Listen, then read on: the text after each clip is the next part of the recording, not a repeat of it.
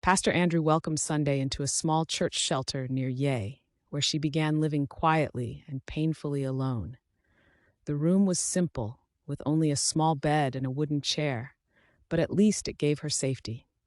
Some nights she cried herself to sleep while hugging Juma's old shirt tightly against her chest, remembering his voice and laughter. Some mornings she sat outside the church staring silently at the dusty road, lost in memories of the life they once shared together. Then one morning, Sunday suddenly became weak and dizzy while sweeping the church compound. She held onto the wall carefully, breathing heavily as concern appeared on Pastor Andrew's wife's face. At first, Sunday ignored the signs, believing stress and grief had finally overwhelmed her body. But the weakness continued for several days. Pastor Andrew's wife gently held her arm and encouraged her to visit the hospital. Reluctantly, Sunday agreed, her face filled with uncertainty and exhaustion. Then one morning, Sunday suddenly became weak and dizzy while sweeping the church compound. She held onto the wall carefully, breathing heavily as concern appeared on Pastor Andrew's wife's face. At first, Sunday ignored the signs, believing stress and grief had finally overwhelmed her body. But the weakness continued for several days. Pastor Andrew's wife gently held her arm and encouraged her to visit the hospital. Reluctantly, Sunday agreed, her face filled with uncertainty and exhaustion. Sunday sat quietly inside the small clinic waiting room, nervously rubbing her fingers together, while her heart beat rapidly inside her chest. After some time, the nurse returned holding the results and smiled gently. "Congratulations," she said softly. "You are pregnant." Sunday froze completely. Her lips parted slowly while tears instantly filled her eyes. For years she had prayed for a child. For years she endured insults, shame, and painful whispers from relatives in the community. And now, after losing her husband, the miracle had finally happened. Tears rolled down her cheeks as she held the test results tightly against her chest, crying deeply with emotions too heavy for words. Not tears of pain alone, but tears mixed with joy, sorrow, and disbelief. That evening, she sat alone outside the church shelter beneath the fading sunset, gently placing her hand over her stomach as the wind moved softly around her. "Juma," she whispered painfully through tears. "Our child finally came." For the first time since his death, a small smile slowly appeared on her face. Months passed, and Sunday's pregnancy became visible as she continued living quietly inside the church shelter. Though life remained difficult, she carried herself with quiet strength and patience. Unknown to her, one man had returned to South Sudan, Advocate Lokuli, Juma's lawyer, who had been receiving treatment abroad in Kenya. Immediately after returning to Juba, he began searching for Sunday everywhere. Weeks later, a white vehicle finally stopped outside Pastor Andrew's church. Sunday looked up in surprise as an elderly man stepped out slowly and walked toward her calmly. "Are you Sunday?" he asked gently. Sunday nodded carefully, confused and cautious.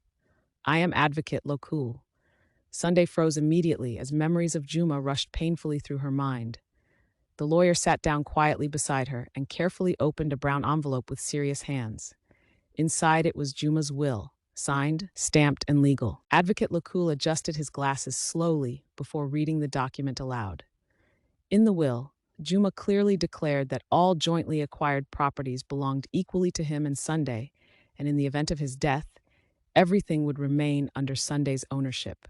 Sunday covered her mouth immediately as tears flowed uncontrollably down her cheeks. For the first time in many months, she felt protected again, as though Juma himself was still standing beside her. The case was taken to court in Juba, where Tito and the family sat shocked and speechless as the will was presented before the judge.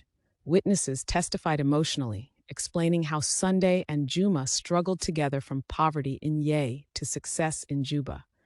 Pastor Andrew also spoke firmly on her behalf. Finally, the judge adjusted his papers and delivered the ruling clearly. All properties unlawfully taken from Sunday shall immediately be returned to her. Silence filled the courtroom. Sunday lowered her head and cried quietly, not because she had won property, but because the truth about her struggle, sacrifice, and love had finally been recognized.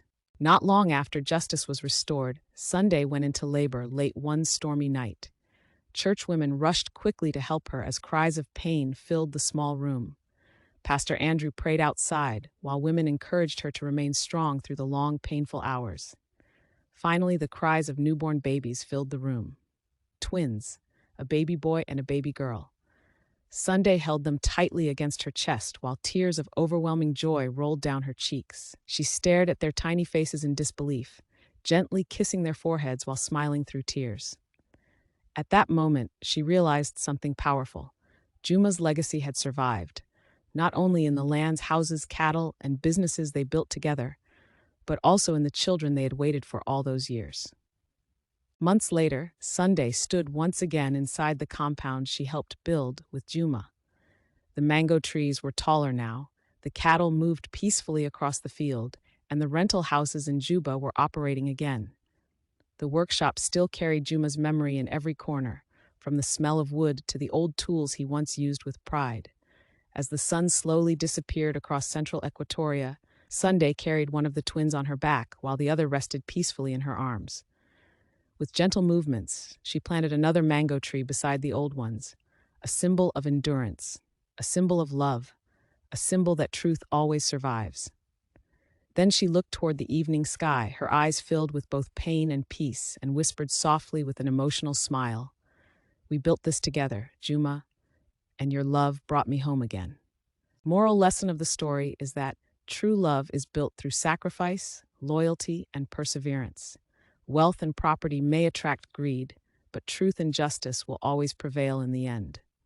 The story also teaches that a person should never be judged by their struggles because blessings can come when least expected. Above all, those who build together deserve to be respected, protected, and remembered.